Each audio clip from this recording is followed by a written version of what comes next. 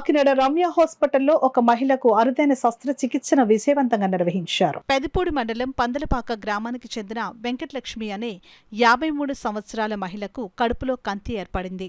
కడుపు నొప్పి బాధతో వచ్చిన ఆమెకు రమ్య హాస్పిటల్ డాక్టర్ ప్రభావతి వైద్య పరీక్షలు చేయగా కడుపులో భారీ కంతి ఉందని గుర్తించారు. తక్షణ ఆపరేషన్ చేయాలని పేషెంట్కు సూచించారు. దాంతో శుక్రవారం ఉదయం వెంకటలక్ష్మికి ఆపరేషన్ చేసి సుమారు 8 కేజీల బరువు గల భారీ కంతిని విజయవంతంగా తొలగించారు.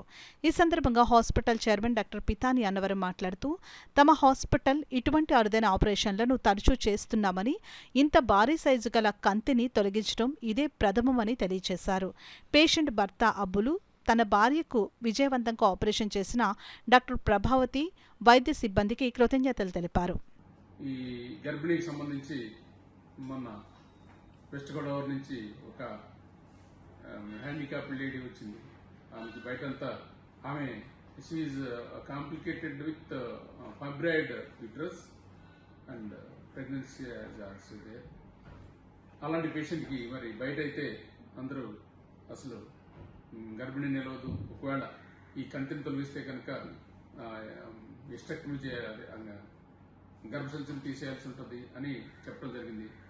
సో అలాంటి ఆమెకి కూడా గర్భసంచిని తొలగించకుండా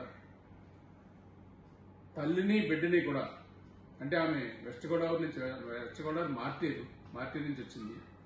మా గురించి తెలుసుకుని ఆమె ఎంతో నమ్మకం మీద వచ్చింది. ఆ నమ్మకాన్ని వమ్ము చేయకుండా మేము తల్లిని బిడ్డని కూడా ఆమెకి సేఫ్గా ఇచ్చి పంపించాము. మరి రాష్ట్ర నలుమూల నుంచి కూడా గర్భిణీకి సంబంధించిన చాలా మంది స్త్రీలు మన దగ్గర రావడం, వాళ్ళు తల్లి బిడ్డ కూడా క్షేమంగా వెళ్ళడం కూడా మేము చూస్తూ ఉన్నాము.